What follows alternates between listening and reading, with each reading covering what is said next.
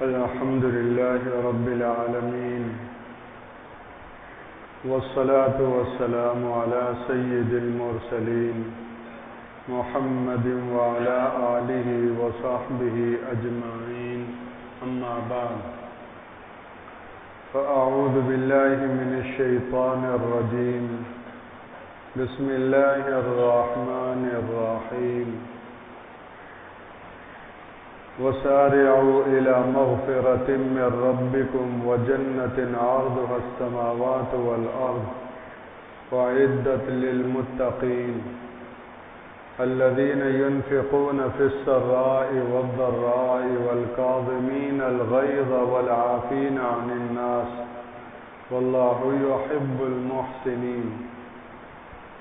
والذين إذا فعلوا فاحشة أو ظلموا أنفسهم ذكروا الله فاستغفروا لذنوبهم ومن يغفر الذنوب إلا الله ولم يصروا على ما فعلوا وهم يعلمون.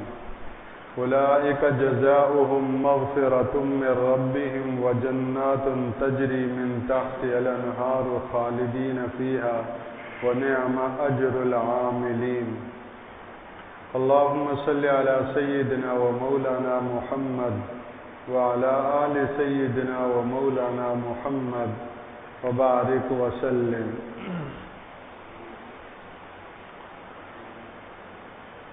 ماہ مبارک کا یہ دوسرا عشرہ، جس کو عشرہ مغفرت فرمایا،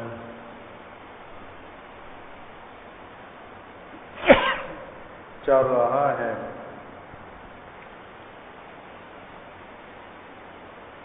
اس عشرہ میں بڑے بڑے واقعات پیش آئے۔ ان میں سے ام المومنین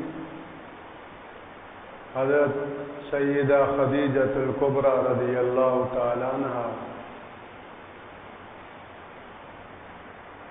کا سانحہ ارتحال ہے۔ مکی زندگی میں رسول اللہ صلی اللہ علیہ وسلم کا سب سے بڑھ کر بے انتہا ساتھ دینے والی ام المومنین حضرت سیدہ خدیجۃ الکبریٰ رضی اللہ عنہ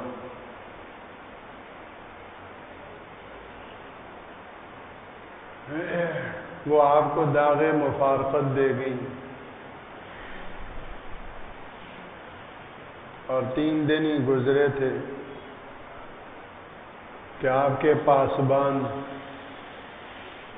اور ہر موقع پر ساتھ دینے والے، اپنے والد حضرت عبد المطلب کی وصیت کو تا حیات نبھانے والے چچا ابو طالب، ان کا بھی انتقال ہو گیا۔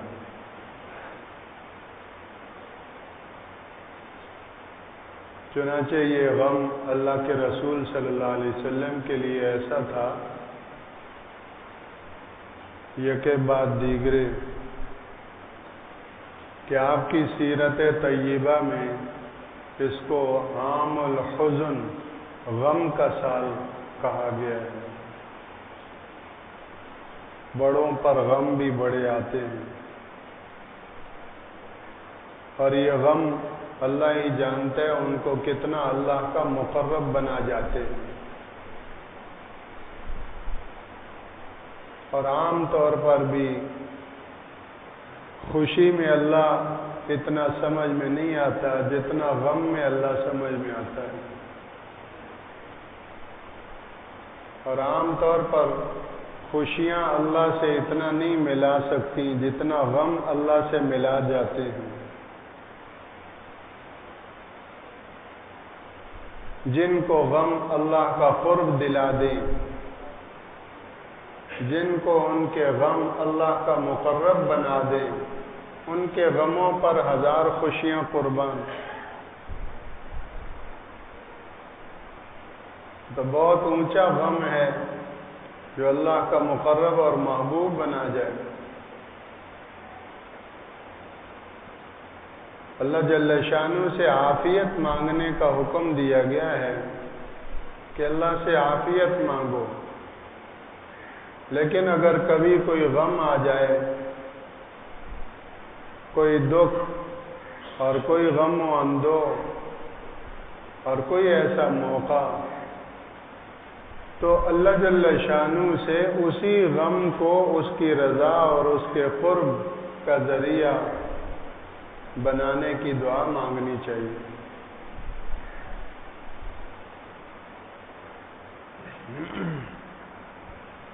رسول اللہ صلی اللہ علیہ وسلم کو یہ غم ایسا پہنچا کہ اس کو عام الحزن، غم کا سال قرار دیا گیا۔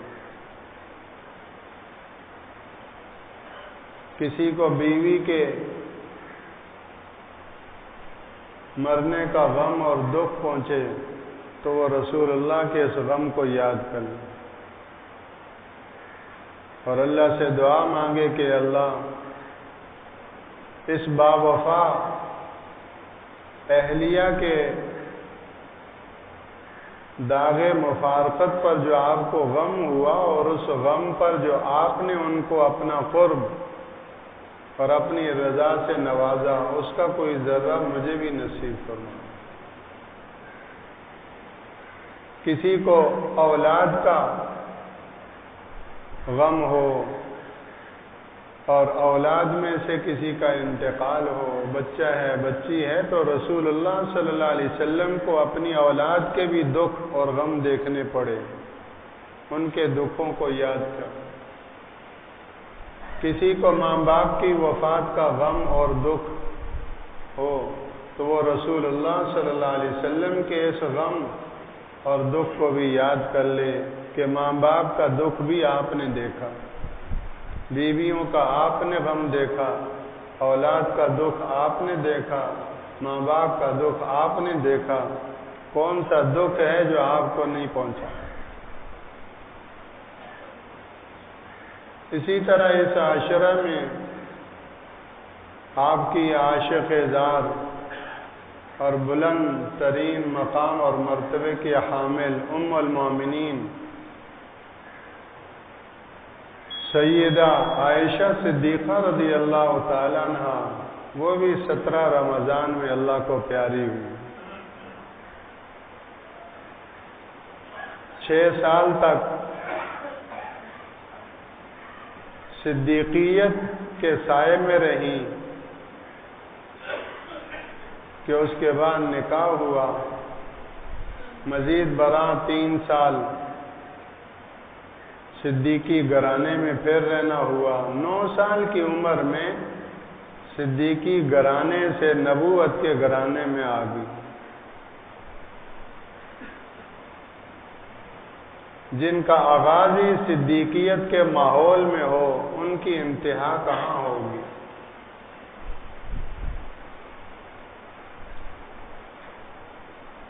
سب سے نچلا درجہ صالحین کا، اس سے اوپر شہداء کا، اس سے اوپر صدیقین کا، اور اس سے اوپر انتہائی اعلیٰ درجہ انبیاء کا۔ تو یہاں سے پہلا، دوسرا، تیسرا اور چوتھا سب سے اونچا طبقہ مقدس برگزیدہ انسانوں کا وہ حضرات انبیاء اور رسل کا ہے۔ اس سے نچلا طبقہ وہ صدیقین کا ہے، ام المومنین کے ذہن نصیب کہ ان کی آنکھ صدیقین کے گھرانے میں ہوئی، اور صدیق بھی وہ جو صدیق اکبر، تمام صدیقین میں سب سے بلند مقام کے حامل، انبیاء کے بعد افضل البشر۔ تو 9 سال اس صدیقی گھرانے میں گزارنے کے بعد نبوت کے گھرانے میں اللہ نے ان کو پہنچا دیا، اور پھر 9 سال نبوی گھرانے میں ملے، بالکل بیلنس اور وہ ہوا، اعتدال ہو گیا۔ 9 سال صدیقی گھرانہ اور 9 سال نبوی گھرانہ 18 سال کی عمر کو جب پہنچی تو اللہ کے رسول صلی اللہ علیہ وسلم کا سایہ ان کے سر سے اٹھ گیا، اور 18 سال کی عمر میں بیوہ ہو گئی ام المومنین رضی اللہ عنہ وارضاہا۔ لیکن ان 9 سالوں میں رسول اللہ صلی اللہ علیہ وسلم سے کتنا سیکھا اور کتنا علم وحی اور علم نبوت کو جذب کیا۔ سؤول فی العلم تھی، ایک تو تھا سائل، پوچھ لیا، ام المومنین سائل نہیں سؤول تھی، بہت رجوع کرتی تھیں اور بہت اللہ کے رسول صلی اللہ علیہ وسلم سے پوچھا کرتی تھیں، اور فرماتی ہیں کہ جب تک پوری حقیقت واضح نہ ہو جاتی میں برابر پوچھتی رہتی تھی، چونکہ علم وحی اور علم نبوت کی بہت بلند درجے کی یہ طالبہ تھیں، اس لیے رسول اللہ صلی اللہ علیہ وسلم کو ان سے شدید ترین محبت کی وجوہات میں سے ایک وجہ یہ بھی تھی۔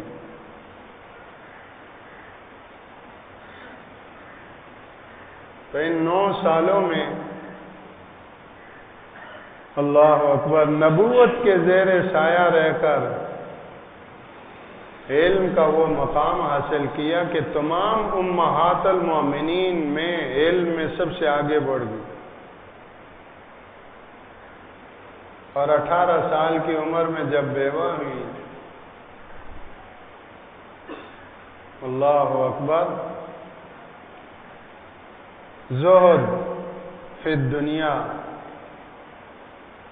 آخرت کی عظمت، دنیا کی بے ثباتی اور ناپائیداری اس قدر چھائی ہوئی تھی کہ لکھا ہے کہ 70 ہزار درہم ام المومنین تقسیم کر دیتی تھی، حالانکہ اپنے کپڑوں میں پیوند لگا ہوتا تھا۔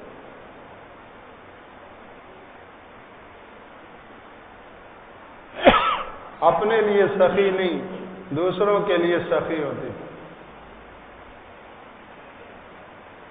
اس لیے کہ ایک سخی گھرانے سے دوسرے بڑے سخی گھرانے میں آئی، تو 9 سال دونوں سخاوت سے لبریز گھرانوں میں پلی بڑی، تو ان کی سخاوت کا کیا عالم اور کون اندازہ لگا سکتا ہے۔ 1 لاکھ درہم آئے، سب دے دیا، صدقہ کر دیا، خرچ کر دیے۔ باندی نے کہا کہ روزے سے تھی، افطاری کے لیے کچھ کھانا وانا ہو جاتا، تو فرمانے لگی اللہ کی بندی ذرا پہلے بتا دیتی، وہی تمہیں بھی دے دیتے، اپنے کو بھولے ہوئے ہیں۔ اسی دنیا میں یہ بلند مقام کے لوگ بھی آئے اور چلے گئے، لیکن آخرت کو کما گئے۔ آج ہم امتحان میں ہیں، اللہ جل شانہ اس امتحان میں اور دنیا کے اس سمندر سے ہمیں عافیت کے ساتھ انہی کے نقش قدم پر چلتے ہوئے کامیاب فرما کر پار لگا دے۔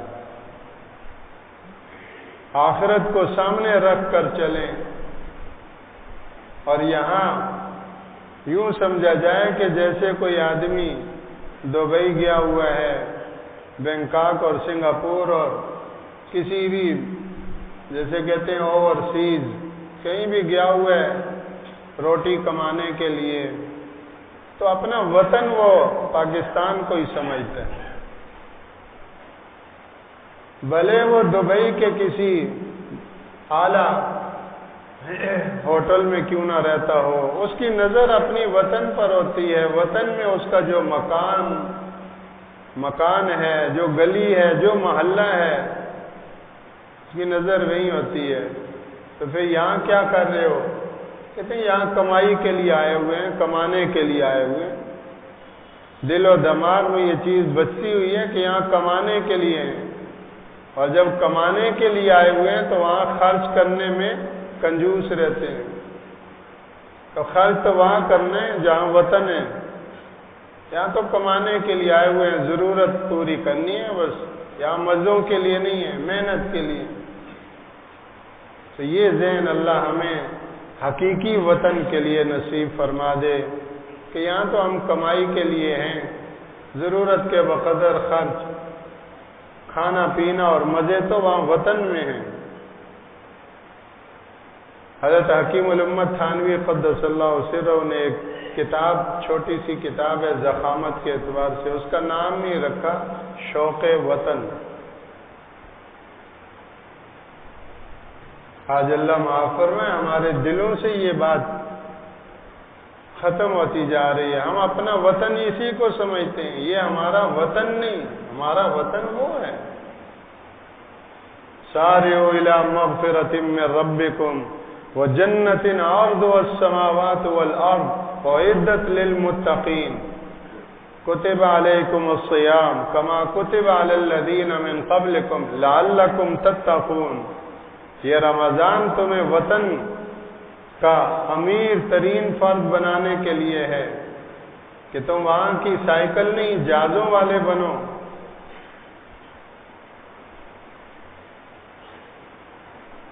جنت کا کچا تو نہیں ہوگا جیسے ہمارے یہاں کچے ہوتے ہیں، یہ پکا علاقہ یہ کچا ہے، لیکن ہم اپنے سمجھنے کے اعتبار سے یوں کہیں کہ وہاں کچے والے نہ بنو، بلند ترین اعلیٰ ترین درجے کے معاشرے اور کالونی والے بنو، اس وطن اصلی کے۔ رمضان اس کے لیے ہے کیونکہ لعلکم تتقون، روزہ اس لیے کہ تم متقی بن جاؤ، اور اللہ کا اعلان ہے اعدت للمتقین، اس جنت کو میں نے متقین کے لیے تیار کیا۔ اور ان دونوں سے بڑھ کر الا ان اولیاء اللہ لا خوف علیہم ولا هم يحزنون الذین آمنوا وکانوا یتقون، اللہ کے دوست وہ ہیں جو ایمان اور تقوی والے ہیں۔ تو رمضان المبارک نہ صرف یہ کہ اصلی وطن کا باشندہ بنانے کے لیے ہے، بلکہ اس میں بھی اللہ کا ہم نشین اور اللہ کی دوستی پہ پہنچانے والا ہے۔ اللہ ہمیں اس کی قدر نصیب فرمائے۔ ام المومنین بھی 17 رمضان کو اس دنیا سے پردہ فرما گئے۔ کیسے کیسے آئے؟ ما جعلنا لبشر من قبلک الخلد افإن مت فهم الخالدون۔ اے پیغمبر، یہ آپ کے مرنے کی آرزو کرتے ہیں، ہم نے آپ سے پہلے کسی انسان کو یہاں ہمیشہ کے لیے بھیجا ہی نہیں، تو کیا آپ اس دنیا سے جائیں گے تو یہ پیچھے ہمیشہ رہیں گے؟ کل نفس ذائقۃ الموت، ہر ایک کو موت کا ذائقہ چکھنا ہے، بس اس کی فکر کرو کہ وہ ذائقہ میٹھا ہو جائے، کڑوے سے اللہ بچائے۔ علماء فرماتے ہیں ذائقہ اسی لیے کہا کہ ذائقہ جو ہے یہ مختلف ہوتا ہے، بعضیں تو ایسی چیزیں بد ذائقہ ہوتی ہیں کہ گلے سے اترے ہی نہیں، اور بعضیں ایسی کہ کہتے ہیں بڑا ٹیسٹی ہے، بہت ٹیسٹی ہے، بہت اچھا ذائقہ۔ تو ایسی ٹیسٹی موت ہو جائے، موت کا ذائقہ ایسا ٹیسٹی ہو، شہید کا ایسا ہی ہوگا جس کو مرنے کے بعد اللہ کے ہاں خیر مل گیا اور اس کے لیے بہترین فیصلہ ہو گیا، وہ کبھی اس دنیا میں واپس نہیں آنا چاہے گا، اگرچہ ساری دنیا اس کو دینے کا کہا جائے۔ الا الشہید، سوائے شہید کے وہ دنیا میں واپس آنا چاہے گا، لیکن یہاں گزدر آباد میں رہنے کے لیے نہیں، واپس آنا چاہے گا تاکہ دوبارہ شہید ہو جاؤں۔ اس کو موت کا ایسا ٹیسٹ اور اس کی موت کا ذائقہ ایسا کہ وہ موت کا ذائقہ چکھنے کے لیے پھر دنیا میں آنا چاہے، اور ایسی موت سے اللہ حفاظت فرمائے۔ کتابوں میں لکھا ہے کہ سیدنا مسیح علیہ السلام، حضرت عیسیٰ ابن مریم علی نبینا وعلیہ تحیۃ والسلام، اللہ نے ان کو یہ معجزہ دیا تھا، احیی الموتى باذن اللہ، مردوں کو میں اللہ کے حکم سے زندہ کر دیتا ہوں۔ جب کہتے ہیں قم باذن اللہ، اللہ کے حکم سے کھڑے ہو جاؤ، تو قبر سے وہ کھڑا ہو جاتا ہے۔ تو کہتے ہیں کہ ایک قبر والے سے کہنا چاہ رہے تھے، تو اس نے کہا کہ آپ مجھے زندہ نہ کریں، جو موت کا جو ذائقہ تھا آج 300 سال ہو چکے ہیں وہ ختم نہیں ہوا۔ تو کل نفس ذائقۃ الموت، ہر انسان نے موت کا ذائقہ چکھنا ہے۔ یہ جتنے ہم بیٹھے ہوئے ہیں کچھ عرصے کے بعد ہم میں سے کوئی بھی نہیں ہوگا، یہاں کوئی اور بیٹھے ہوں گے۔ کتنے نمازی ہیں کہ جن کی جگہ ابھی بھی میرے ذہن میں ہیں، وہ یہاں جمعہ پڑھتے تھے، وہ یہاں سب ذہن میں ہیں، لیکن آج وہ دنیا سے جا چکے۔ تو اب ایسی زندگی اللہ نصیب فرمائے۔ رمضان ایسی زندگی دلانے کے لیے آیا ہے کہ موت کا ذائقہ بہت لذیذ ہو جائے، اللہ اپنے فضل سے عطا فرمائے۔ تو ام المومنین بھی 17 رمضان کو اللہ کو پیاری ہوئی۔ 17 اور 18 رمضان کو غزوہ بدر بھی پیش آیا۔ یہ وہ غزوہ بدر ہے کہ جس کو اللہ کے قرآن نے یوم الفرقان فرمایا۔ یہ یوم الفرقان کا دن بھی اسی عشرے میں، حق و باطل کے درمیان واضح فرق کر دینے والا یہ غزوہ۔ ایک طرف 313 نہتے، 2 اونٹ ہیں، زبیر بن عوام ہیں، مقداد ہیں، ان کے بعد 2 اونٹ، 2 گھوڑے اور 70 اونٹ ہیں، ہر اونٹ کے 3 شریک ہیں۔ رسول اللہ صلی اللہ علیہ وسلم نبیوں کے سردار، ان کے بعد گھوڑا نہیں اونٹ ہے، اور آپ کے ساتھ شیر خدا حضرت علی المرتضیٰ رضی اللہ تعالیٰ عنہ ہیں، تیسرے حضرت ابو لبابہ ہیں رضی اللہ عنہ۔ کہتے ہیں حضرت ابو لبابہ اور حضرت علی کہ جب رسول اللہ صلی اللہ علیہ وسلم کے پیدل چلنے کی باری آتی اور ہم دونوں کے سوار ہونے کی باری آتی تو ہم رسول اللہ سے درخواست کرتے کہ اللہ کے رسول آپ سوار ہو، ہم پیدل چلتے، لیکن نہیں۔ میں تم سے زیادہ گویا کہ مستغنی نہیں ہوں، مجھے بھی آخرت ضرورت ہے، مجھے بھی اللہ ضرورت ہے۔ اللہ اکبر۔ تو اس غزوہ بدر میں اللہ نے حق کو فتح عطا فرمائی، اور کفر اور باطل ایڑی چوٹی کا زور لگانے کے بعد ایسا منہ کے بل گرا، قل جاء الحق وزهق الباطل ان الباطل کان زہوقا۔ کیسی کیسی قربانیوں سے اللہ کا یہ دین ہم تک پہنچا ہے۔ اسی طرح اسی عشرے کے اختتام پر خلیفہ راشد، خلیفہ چہارم اور اہل بیت کے گویا کے نمایاں درخشندہ ستارے سیدنا علی المرتضیٰ رضی اللہ تعالیٰ عنہ کرم اللہ وجہ، ان کی شہادت بھی۔ اللہ جل شانہ نے نبوت کی گود ان کو عطا فرمائی، پلنے کے لیے، نشو نما کے لیے۔ آپ اور آپ کے چچا حضرت عباس گئے ابو طالب کے پاس کہ وہ ہاتھ کے تنگ تھے، اولاد تھی زیادہ، تو کہا آپ نے اپنے چچا عباس سے کہا کہ ان سے جا کر اولاد کو کچھ لے لیتے، ان کا بوجھ ہلکا ہوگا۔ تو ان کے پاس گئے تو جعفر کو حضرت عباس لے گئے اور علی کو آپ لے آئے۔ اس طرح بچپن سے ہی رسول اللہ صلی اللہ علیہ وسلم کی گود حضرت علی کو نصیب ہوئی، اور آپ کے پرورش کنندہ بنے، آپ کے پرورش کردہ بنے، جن کو بچپن کے ننھے منھے معصوم بچے ہونے کی حالت میں نبوت کی آنکھوں کی نگرانی ملی ہو، ان کا مقام کیا ہو سکتا۔ ایسے فضائل ہیں۔ شاہ ولی اللہ محدث دہلوی رحمہ اللہ فرماتے ہیں کہ اگر میری طبیعت کو آزاد چھوڑا جائے تو میں حضرت علی رضی اللہ تعالیٰ عنہ کو سب سے افضل مانوں میری طبیعت، لیکن اہل سنت والجماعت کے نزدیک چاروں خلفائے راشدین کی فضیلت اسی ترتیب پر ہے۔ سب سے افضل صدیق اکبر رضی اللہ عنہ، پھر حضرت عمر رضی اللہ عنہ، پھر حضرت عثمان رضی اللہ عنہ، پھر حضرت علی رضی اللہ عنہ۔ اس لیے میں اہل سنت والجماعت سواد اعظم کا پابند ہوں، اپنی طبیعت کو آزاد نہیں چھوڑ رہا۔ تو سیدنا حضرت علی کرم اللہ وجہ، ان کی بھی رخصتی اسی گویا کے عشرے کے اختتام پر ہو۔ اللہ جل شانہ نے اس عشرے کو مغفرت کا عشرہ بنایا ہے۔ اس اعتبار سے بھی یہ بہت اونچا عشرہ ہے کہ آنے والے عشرے کے لیے یہ تیاری کا ہے کہ دو عشروں میں اللہ جل شانہ کی رضا اور اللہ کی مغفرت تم نے پا لی، تو اب یہ آخری عشرہ اعتکاف کے لیے کہ اب میرے گھر پہ آ جاؤ۔ اعتکاف تو کیا ہے کہ نہا دھو کر تیار ہو کر اب اللہ کے گھر پہ آ جاؤ۔ ہمارا منہ تو نہیں ہے اس کے گھر میں آنے کا، لیکن اس کے بغیر چارہ بھی نہیں۔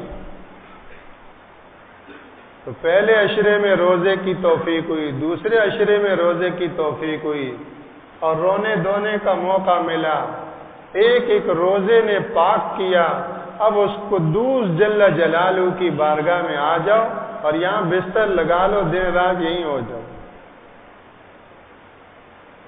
یہ آخری عشرہ تو وصول کرنے کا سب سے بڑا اور اہم ذریعہ تو اعتکاف ہے کہ اللہ کے رسول صلی اللہ علیہ وسلم کی محنت پہلے رمضان سے ہی کیا ہوتی تھی کہ آخری عشرے کی محنت تو آپ کو دیکھا جاتا تھا تو آپ پہ ترس کھایا جاتا تھا، اور صحابی فرماتے ہیں اتنی محنت فرماتے تھے ما لا یجتہد فی غیرہ، کہ پہلے دونوں عشروں میں اتنی محنت نہیں فرماتے تھے۔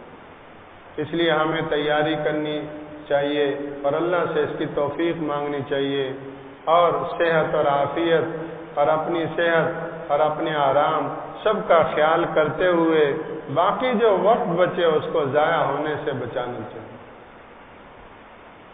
گھروں میں خواتین اعتکاف کی ترتیب بنائیں، اس کے لیے مشورے کریں، اور مرد حضرات بھی گھروں میں مشورے کریں، اور گھر سے ایک ایک مرد مسجد میں اعتکاف کے لیے فارغ کر کے بھیجا جائے، اور خواتین میں سے کوئی ایک خاتون اپنے گھر میں، تاکہ پوری بستی اور پورے علاقے میں کوئی گھر اعتکاف سے محروم نہ ہو۔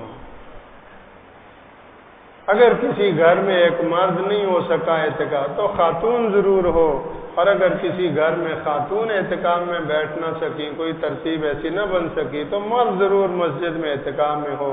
اللہ ہمیں اس آخری عشرے اور اس کی لیلۃ القدر اور اس کی ساری خیر و برکتیں حاصل کرنے والوں میں شامل فرمائے۔ سبحانک اللہم و بحمدک، نشہد ان لا الہ الا انت۔